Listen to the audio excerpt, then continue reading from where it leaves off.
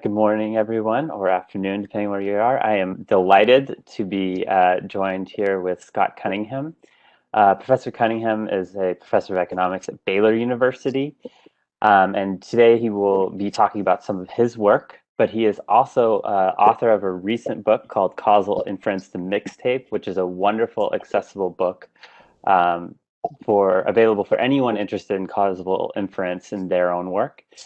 And he's also going to be hosting a Coachella event, which is going to be an online event featuring what apparently will be thousands of people interested in difference in differences methodology. So if you're interested in that, that'll be on July 16th.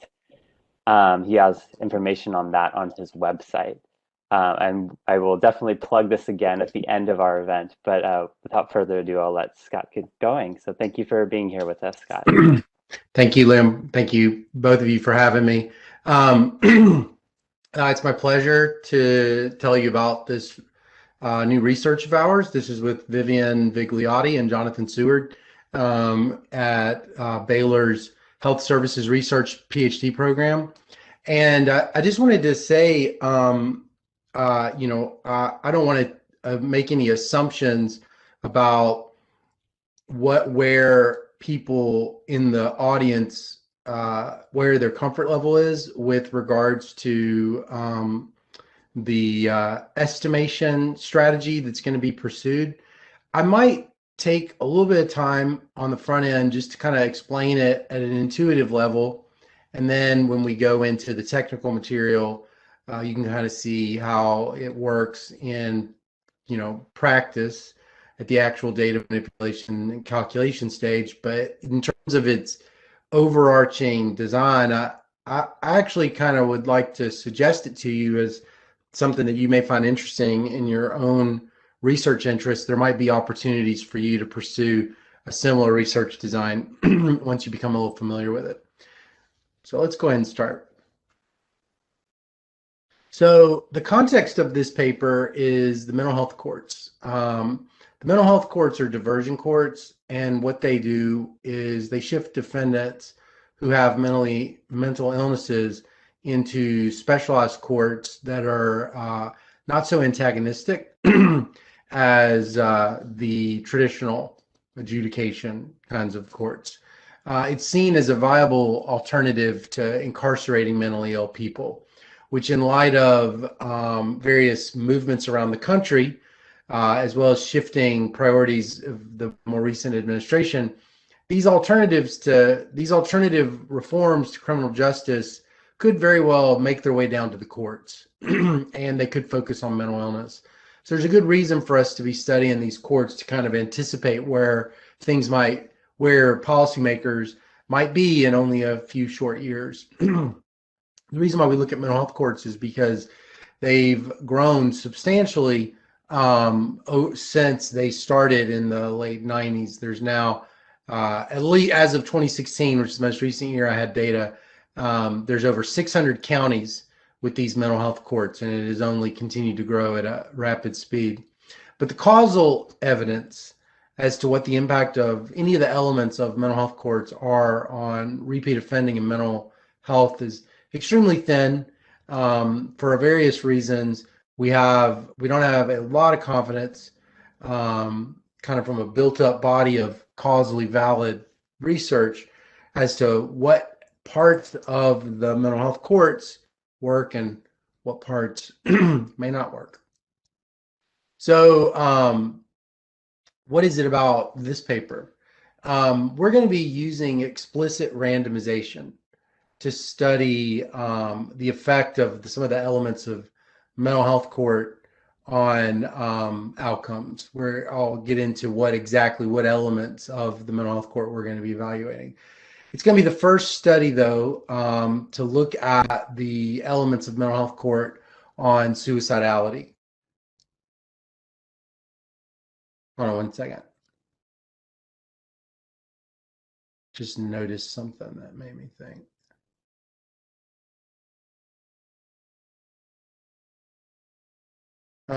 I'm sorry. I've got the wrong deck of slides. I'm sorry. Give me 1 second. It's this. No.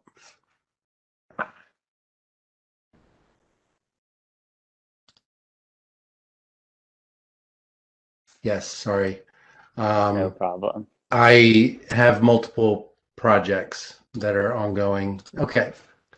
All right. So most of what I just said was still held. So we're going to be looking at this indigent defense. So let me give you the anecdotal story that kind of motivates the project.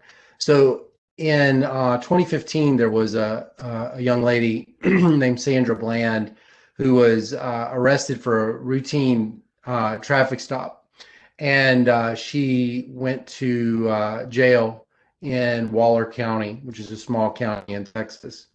They found her hanging in her jail cell a few days later. Her death was ruled a suicide by asphyxiation. The suicide led to a wave of protests against her arrest.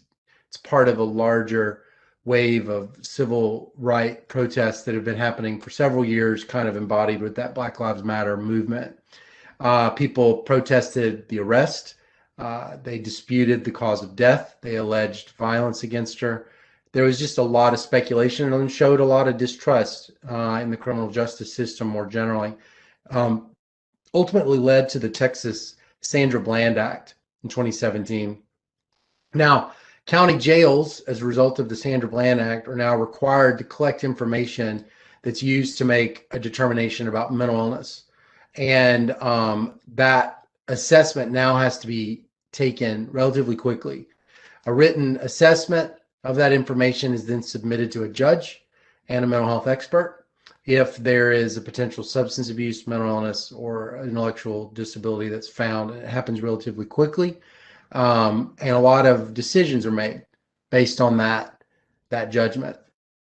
So the issue about suicide, the reason why we're studying this is because it's a major problem in American criminal justice. Pretrial detainees actually have a suicide attempt rate. It's 8 times higher than the general population. They represent successful suicides represented an average of 6% of deaths in state prisons from 2001 to 2016. And suicide is actually the leading cause of death in jails. It accounts for more than a third of all deaths across the country. So it's a major problem, and it hasn't gotten really any attention by economists, by health economists. To my knowledge, this is the first paper to focus on suicide in jails and any kind of policies that might mediate it. So our our focus is going to be in Travis County, which is the county seat of Austin, Texas, the capital of Texas.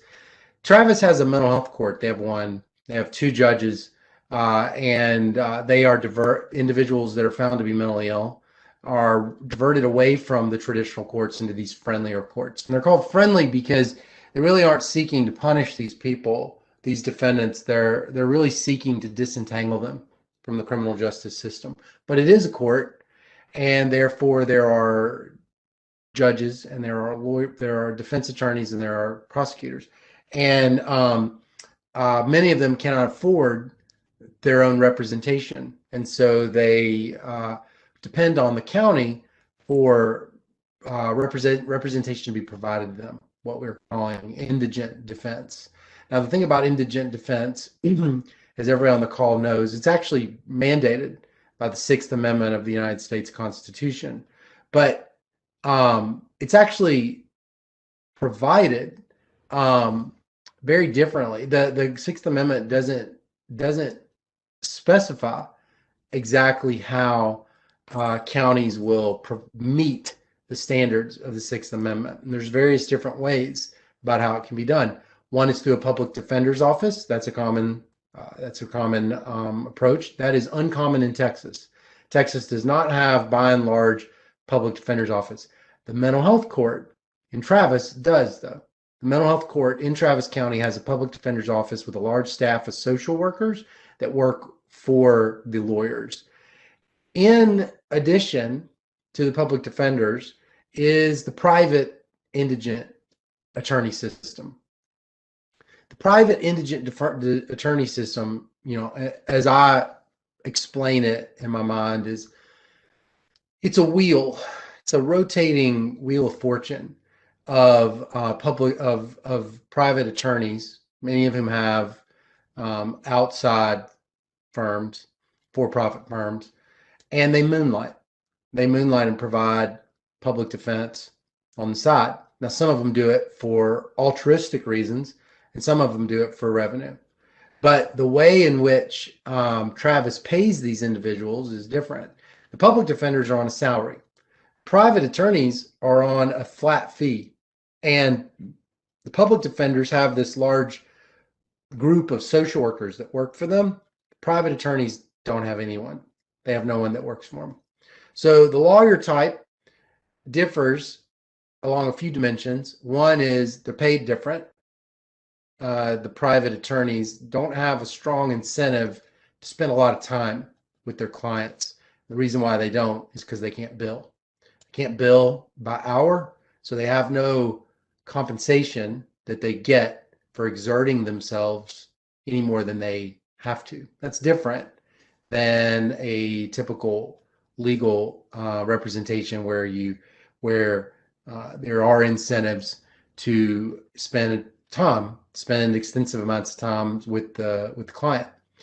So we have that payment structure. The kinds of people that may choose to be a public defender versus a private defender, very different. Public defenders in Travis, from interviewing them, seem to be driven by mission.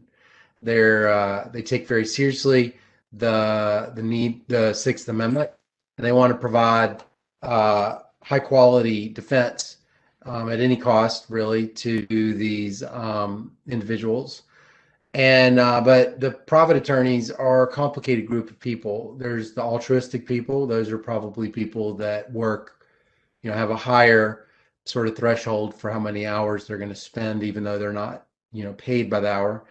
And then there is another group whose private practices may not be all that great. They may face low demand for their services in their day job. And so you might get different quality of lawyers that are in the pool of these people. There's different staffing, like we said. The private indigent defense attorney does not have the money to use social workers, and having interviewed them, they do not use them. They do not hire them on their own, and they do not have access to court social workers, because there are no court social workers. There are just the public defender's office with a budget to employ a large number of social workers. So ultimately, this is going to be what's called an intent to treat study. We're not going to know that they're using social workers. We just know that they're going to be assigned to public defenders versus private defenders, and we know that these are really the three documented differences between these different groups. There's payment structures, which could have incentive effects. There's different selection potential. There could be some negative selection for the private indigent defense attorney. There could be negative selection for the public defenders. And then there's that staffing issue of social workers. Okay, so there's these differences between the groups that we're going to have to keep in mind. So we're going to provide some suggestive evidence that we think we know what the mechanism is, but ultimately, I think more research is really going to be needed to pin this down. So what are we going to do? So for those of you that have never seen a methodology called instrumental variables, I'll try to explain exactly what instrumental variables does and under what condition it quote unquote works. We're not going to be able to run a randomized experiment. Even though I said just a minute ago we have randomization, it's not a randomized control trial. The Travis is not randomizing people across public and private attorneys. What they're doing instead is once you're in the mental health court, or rather when you meet with the at booking, immediately, probably about 18 hours, within 18 hours of booking, you go meet with a clinician or a therapist, and that therapist is randomly assigned to you. Now, this therapist is not providing healthcare.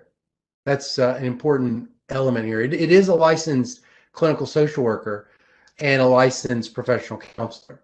But those jobs are not always used to provide health care.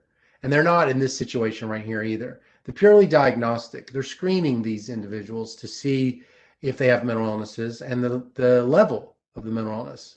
Okay. And and what we're going to do is we're going to use that random assignment to the therapist to do what's called an instrumental variable strategy. And that instrumental variable strategy is in effect, because it is randomizing individual inmates to therapists, and each of these therapists, as I'll show, actually has different criteria that they personally use to judge the severity of illnesses. What they're going to be effectively doing is, because of this randomization of the clinician, and given that each clinician has certain tendencies to recommend higher scores of mental illness symptoms, they are in effect going to be randomly assigning individuals to the public defender or the private defender, because it is those scores that are ultimately used to assign people to the public defender. I'll tell you more about that. And if anybody has any questions and wants to pause, it would be great if we could pause and talk about it, because I guarantee other people have questions too. So I'll talk more about this instrumental variable strategy momentarily. What are we going to find, though? We find that public defenders with social workers have no effect on repeat offending compared to the private attorneys. So once you're in the mental health court, it really doesn't seem to matter whether you get a public defender or a private defender. Each of them has the same rate at which a repeat offending will occur. But the public defenders with the social workers show improved mental health scores by 1 point on a 4-point scale. So it's about a 25%, up to a 25% improvement in their mental health symptoms on average. Okay. But the real big effect that we're finding is, and that mental health score should be measured in terms of a very crude symptom checklist that the Travis County Jail uses. And but the real big effect, I think, is the effect that we find on suicide attempts and suicidal ideation. Suicide attempts are things that are observed by guards. Suicidal ideation are things that are reported by inmates. So reporting actually happens much less frequently than the actual suicide attempt. Public defenders with their social workers appear to cause a reduction in suicide attempts by 7 to 16% upon reentry into jail, and compared to the private defense attorneys, and a reduction in self-reported suicidal ideation by 1 to 2%. We think that it's the social workers causing it. The reason we think it's the social workers and not payment structure or differential selection, the reason why we think it's not those two, and this is just speculative, is because we find no difference in repeat offending. And so our thoughts are these right here: payment structure, which could blunt incentives to work hard on the case, and lower quality lawyers of any kind, that should show up here.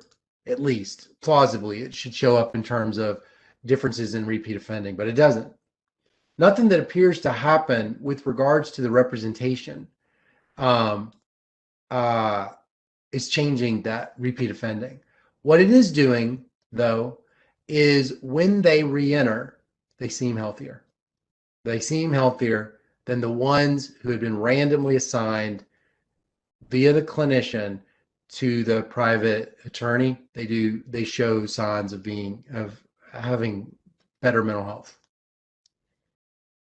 Suicide results are more precise, though, for those that have no prior offenses. A lot of our results tentatively suggest that these effects are driven by people without prior offenses, or less so, and people without any diagnosis before. That seems to be what's going on. That's what we think is going on. So let me tell you a little bit about it. This is about the mental health courts. What are these mental health courts? Well, the backdrop that I want you to think about is how we got to where we are now. How did we get to the world that we're in right now, where communities would be advocating for something called a mental health court? And the reason that they're advocating for mental health courts is because our criminal justice system has a disproportionately large number of mentally ill inmates in it. Inmates are 64% or up to 12 times more likely to have a mental illness than the general community. In most states, the jail, the local jail, will have more mentally ill individuals than the largest psychiatric hospital in the area. It's just housing a huge number of mentally ill people. It's just that these are mentally ill people that committed an offense. 20% of inmates in our data require treatment for their mental illness. On any given day, 7% of inmates with mental illness are experiencing fairly severe symptoms. They are experiencing psychosis, major mood dysregulation, delusions, massive depression, suicidal thoughts. One study found a 77% prevalence rate of mental illness among inmates who attempted suicide. So there's a strong selection. The jails and the prisons are selecting disproportionately on mentally ill people. That's the first thing that I want you to hear. And then the second thing is that selection on mentally ill people is selecting on people that are very, very high risk. They're high risk with regards to the symptoms they experience. These are very dangerous symptoms.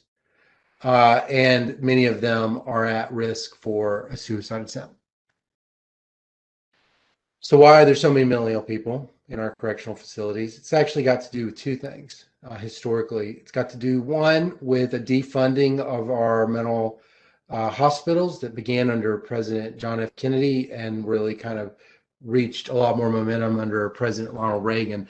Residential hospitals, starting in the latter part of the 20th century, let's say, so this would have been in the 60s, residential hospitals were gradually defunded over the late 20th century due to the greater civil liberties for mentally ill people. So it became a lot harder to involuntarily hospitalize someone with a mental illness, and because of medical breakthroughs, the invention of lithium treating bipolar, the invention of SSRIs treating depression, the invention of clozapine treating schizophrenia.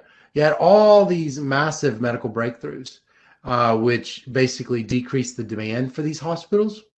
And there was just a push towards community-based treatment in general, although that one appears to have been relatively less successful than I think what was promised. So that's one thing. You've got this push out of the hospitals into the community, hoping that communities could absorb and the local healthcare options could absorb these mentally ill people as our population grew and treat them.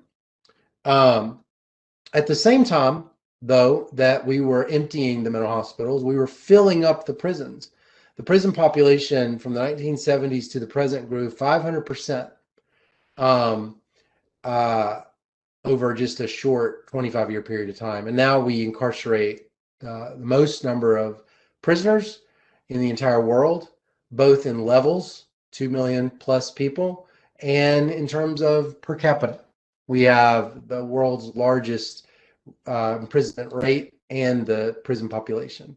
And people with mental illnesses get sucked into the growing prison population through homelessness and sort of mental illness related crimes. These could be trespassing, this could be assault on a peace officer or a caregiver. There's a variety of things that kind of are routine for a person with an untreated mental illness who's homeless or who is severely compromised that could technically lead to imprisonment or an arrest.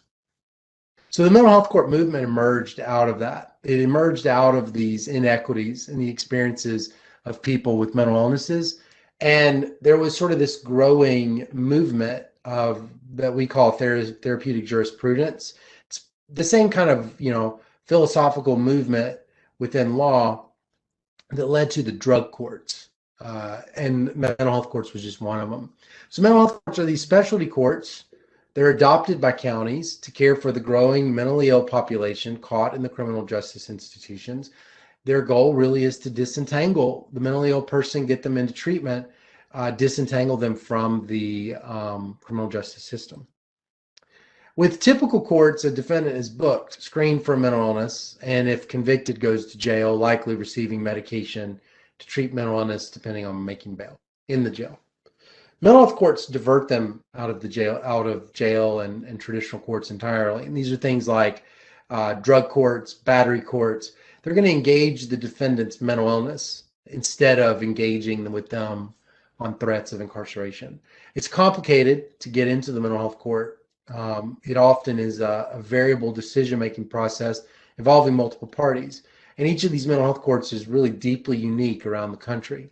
So usually when you're trying to evaluate any of these efficacies of these mental health courts, really it's better to evaluate one of them than to kind of group them all together, because they are so deeply different from each other that you would not really know what you were estimating if you grouped them all together. So, Sixth Amendment guarantees U.S. citizens right to an attorney. Constitution does not specify how to do it. I already told you how this was done. So, they're paid $750 per client. They get no additional money at the margin. There were, as of 2018, 6 lawyers who did this on the side for a little extra money. They also got some extra training on mental health and the legal processes. And if you were scored a 2 by those clinicians who score you on a scale of 0 to 3, if you got a 2, you were considered moderately low functioning. And that was the subjective criteria with a mixture of objective checklists. So there was a mixture of a script that each of the clinicians would read from. And after they did the script, they would also do an in-depth interview. This would last about 15 minutes. After they do that, they would kind of count up the score, look at their interview, their open interview, and then score them on a scale of 0 to 3. 0 and 1 are individuals that are not going to go to the mental health court. They have no symptoms or they're low symptoms. Scores of 2 go to the private attorneys. Scores of 3 go to the public defender's office. And the public defender's office is staffed with 4 lawyers, 6 social workers, 2 admin staff. None of this is available for the private attorneys. Okay, so let's look at the data. So what we did was we built a relationship with the Travis County Correctional Complex, presented a series of projects that we would do pro bono for the Travis County. I presented that to the sheriff, and she approved the projects. So this is our first project that we have completed. They gave us the universe of all bookings from 2016 to 2019. That was 40,000 unique observations, but we reduced it to 31,000 using a selection criteria. And the selection criteria was, even though there was 40,000 inmates, unique inmate booking events, 9,000 of them were repeat visits to a clinician. And since a repeat visit to a clinician was more likely to be non-random, we dropped those, because we need there to be a pure experiment that we're going to employ, and that's going to be the randomization of the clinician to these 31,000 inmates, none of whom have seen this clinician before. The administrative data is going to include offense type, felony and misdemeanor. It's going to include demographics about the inmate.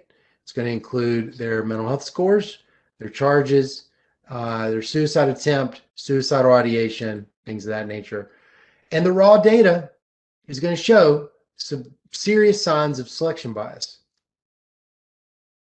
I take that down. Here's the descriptive statistics for the public defender assignment. This is our private attorney. This is our public defender. And you can see here, let's ignore the outcomes for the moment. Let's just look at the inmate characteristics. The more likely to be white, they're less likely to be, they're less likely to be white in the public defender's office. They're more likely to be African American. They're less likely to be Hispanic, more likely to be male. They're older. They have prior offenses. That one's not really the same. That one's not really the same. They're less likely to have had prior treatment, prior medication, prior hospitalization. They're less likely to be homeless, and they're less likely to be jobless. So something about the severity of the symptoms is causing them, I guess, to be taken care of.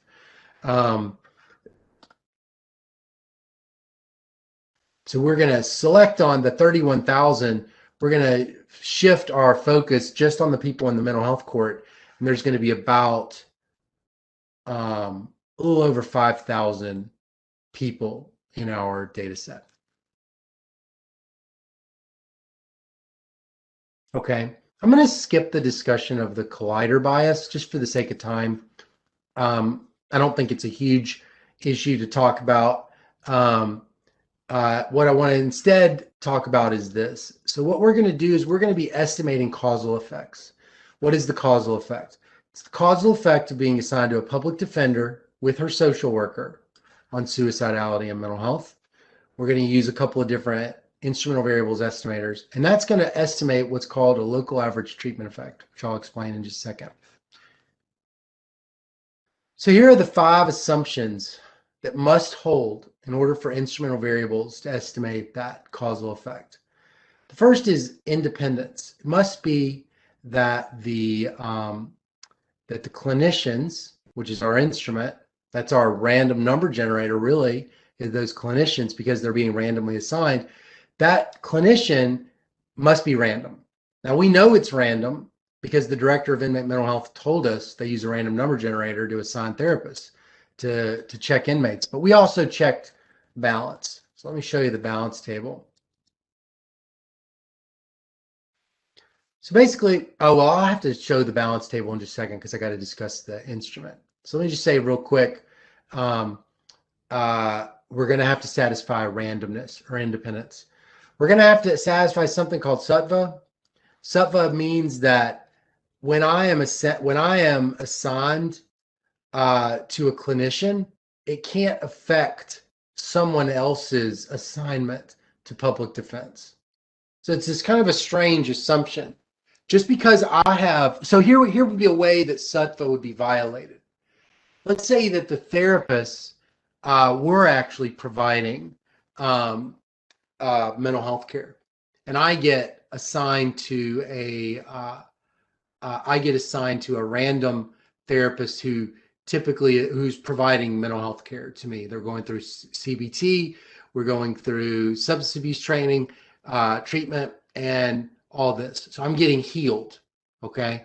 I then go back to my cellmate, and my cellmate, through our conversations, I end up just kind of teaching him some of these mindfulness techniques or some of these things I'm just sharing via the randomized clinician. And as a result of that, the other inmate actually improves, right? Now that's kind of a elaborate story, but it can't even theoretically work here because of how quickly the booking leads to a assessment and the fact that the therapists are not providing any mental health care. There's something called exclusion, which means that the randomized therapist isn't correlated with any of those unobservables that have any role in whether or not a person is assigned to public defender. And it can't be correlated. It can't cause suicide itself, right? So randomized therapists are basically only screening the clients, the inmates. They are not helping them, and therefore they can't provide any kind of direct mental health care, which would mean that the therapist was directly helping. All that the therapist is doing is through her scoring, placing a person into private or public representation. That's it. She's just making a score between 0 to 3. She is not helping this person. She never sees him again. There has to be a non-zero first stage. There must be some relationship between whatever this instrument, however I'm going to use the randomized therapist, there's got to be some relationship between those randomized therapists and the assignment to the public defenders. If there's not, you can't use instrumental variables. And then there is an assumption called monotonicity. Monotonicity says, if I have two therapists, therapist A and therapist B, and therapist A tends to see inmates with high symptoms more often. What I mean is, to a kid with a hammer, everything is a nail. Think of a therapist like that. This therapist typically exaggerates. He picks up on mental health symptoms far more often than therapist B. Okay. Monotonicity says every single time that therapist B, the slightly more strict therapist, anytime that therapist concludes that a person has severe mental illness symptoms, if therapist A had also evaluated that client, therapist A would have also concluded that. So it means since therapist B is very stingy, anytime therapist B does conclude that there is a severely disabled person, had therapist A been there, therapist A would have agreed. Therapist A just goes further than therapist B. So therapist A always agrees with therapist B and recommends people that therapist B wouldn't have. Now, this is a theoretical assumption. It's not testable, or it is slightly testable. We're going to provide some evidence for it. Now, I'm going to skip the directed acyclic graphs, and I'm going to go right to the instrumental variables. So each inmate is randomly assigned a therapist who interviews them for 15 minutes within 36 hours of booking. They assign that score. Like I said, after therapists score the inmate, that inmate is assigned to a court and to a type of lawyer, and the therapist never sees them again. They do not provide therapy. That ensures that this exclusion holds in the data, because the only way that a mental health court, the only way a randomized clinician could have any influence on future suicidality is through the assignment to the public defender's office. So any influence they have, it's got to be through the assignment, because they're literally to the lawyer, because there's just no other interaction. There's no social interaction with the inmate. Okay. So our instrumental variables, it looks more complicated than it is. An instrumental variable, what it's going to do, let me show you what it's going to do. You're going to have this variable, okay? And this variable has nothing to do with the unobserved determinants of being assigned to public defenders, which would be these things here. Anything that's associated with going to the public defender and which is associated with suicide. So that's that unobserved, unobserved criminogenic tendencies of the mentally ill person who's more severely mentally ill. Okay. You need the instrumental variable to be independent of this, which it is, because it's purely random. All right. And it cannot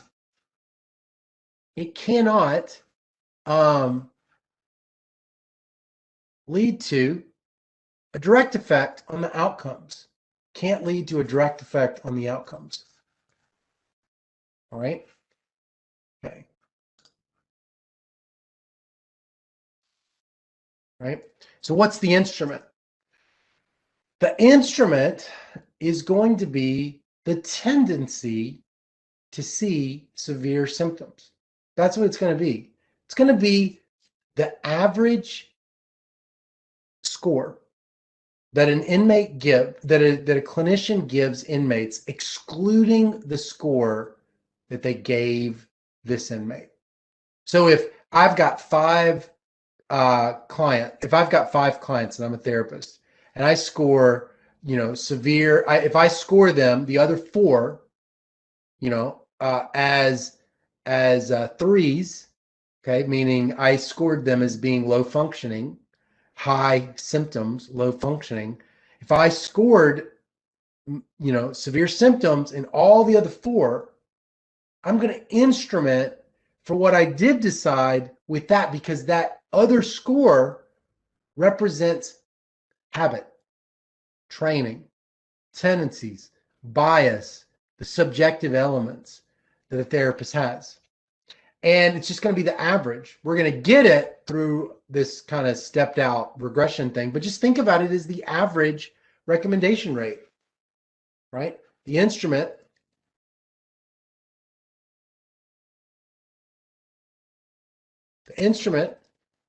is just a therapist average score. And the instrument reflects how they tend to decide outside of the case. Those other cases cannot be relevant when deciding on this case. So if they're correlated, if the average score of the other client cases is correlated with how she decides in her specific cases, it means she has habits or different criteria. We will be exploiting that. It will be like a randomized experiment because we are randomly assigning strict versus lenient therapists who score the inmate, and the inmate score determines lawyer assignment. Okay? This eliminates selection bias and identifies the local average treatment effect for those inmates who went to a public defender solely because they were assigned to a lenient, to a generous clinician. A strict therapist wouldn't have done it. Okay? All right. So we're going to estimate it using this regression. So we're going to get here a public defender regression. This is how two-stage least squares works. We're going to estimate the probability of being assigned to a public defender, instrument against that average score, and the characteristics of the case, and then time fixed effects. We're going to use those fitted coefficients on beta, psi, tau to get values of public defenders. These are fitted probabilities. No longer is it going to be a 0 or 1. It's going to be a fraction. And then what we're going to do is we're going to put outcome. We're going to regress outcome onto this public defender variable that now is random. Now, the first stage only leaves us with randomized public defender assignment. All non-random assignment to public defender is actually dropped. But because it's random, it's causal. Randomization is key to estimating causal effects, both in experiments and observational data. Okay. Okay, so I'm going to stick to this. All right, so let's look at this here. What this is the spread. This right here is the spread in those average scores. Think about what the average score should look like if therapists used a blood test and a machine to determine symptoms. everyone would agree on every inmate in such a situation, because there would be no subjectivity to deciding on the severity of symptoms. And this is because of the randomization of clinicians. So the fact that it has variance is interesting. It means therapists do not agree on the severity of presenting symptoms. That's kind of independently really interesting. But the thing is, it's only a 15-minute assessment.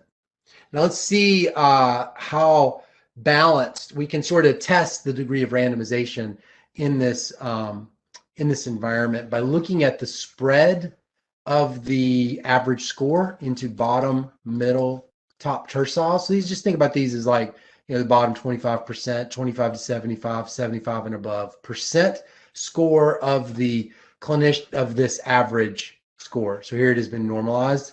Negative 0.088, negative 0.20, 0.107. It's been normalized so that it's got a mean of 0, but you can just think about this as the average recommendation rate. Notice Asian representation is the same. We have p-values here associated with the ability to reject the null, that these means are the same. We only have two p-values less than 10%. It's for African Americans. You can see that at the bottom tercile, slightly more African Americans that are seen than in the other terciles. And here, slightly less people with prior offenses. We're just going to control for these things in our analysis. Highly correlated. There's a strong correlation between being assigned a strict judge or being assigned a strict clinician and being assigned being scored. So the average score, highly correlated with the own score, thus showing that they have habits or that they have different criteria.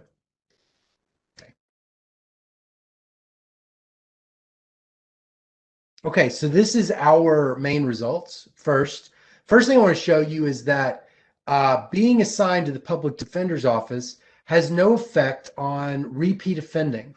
The repeat offending is coming right here. We're going to ignore this because this one is rife with selection bias. We're going to focus on 3 and 4. There is no effect of being assigned to a public defender on repeat offending. Okay, coefficients are not 0. Whether we control for baseline controls or not, but here it's a negative 0.01, so it is small, but it's not very significant. It's not significant. None of these are significant. But what about its effect on suicide attempts, suicidal ideation, and mental health scores? Okay, well look right here.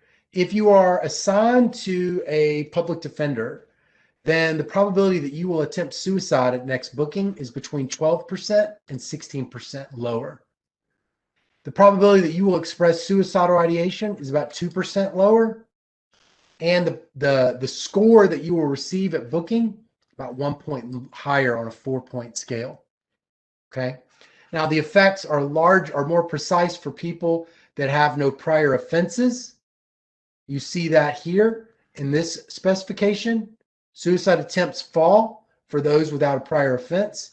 Suicidal ideations coming from the people with a prior offense. Mental health scores improve for both groups. What about background? What about their prior treatment? Okay, so we saw here their prior offense. What about their prior treatment? This is people who you could take the odd columns to just mean people without a history of a diagnosis. They've got no prior treatment, no prior meds, no prior hospitalization. At least the prior medication or any kind of prior treatment is suggestive of someone who's had a diagnosis. And you can see right here, these declines in suicide attempt, where are they coming from? People without proper medication, people without proper historical treatment. That's where we're seeing all the gains. 8.5% reduction 9% reduction for people with prior treatment, without prior treatment, prior hospitalization, 1.3, 1.2% reduction in suicidal ideation for that group. And the 1 point scale improvement that we were observing, that's coming from people with prior treatment, people without prior treatment. I'm going to skip some of the robustness checks for lack of time. So what are we learning from this study? Well, we're learning that it's actually a few things. One is satisfying the Sixth Amendment does not mean that you have designed the best policy. You can satisfy the Sixth Amendment and it not be best. Given a value of a human life, probably justifies the price of a social worker, that all of these people get social workers. So you could have positive gains from giving everyone a social worker, if in fact that is the mechanism, and satisfy the Sixth Amendment and have even more gains to society. We think it's coming from social workers because we're not finding recidivism effects, but we can't say. More research is needed to really say. But I want to say this, though. The United States is having a moment, and this moment is an intense debate about criminal justice. Now, it's very focused on racial disparities, but inside that, oftentimes there is a discussion that we should defund the police. I think at its most generous interpretation, defund the police just means a reallocation of resources away from police at the margin towards community resources.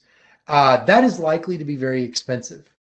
And it's possible that we are going to see calls for it, not just at the policing level, but even at the court level. So trying to understand which elements matter is going to be really important. But there's more things than just recidivism.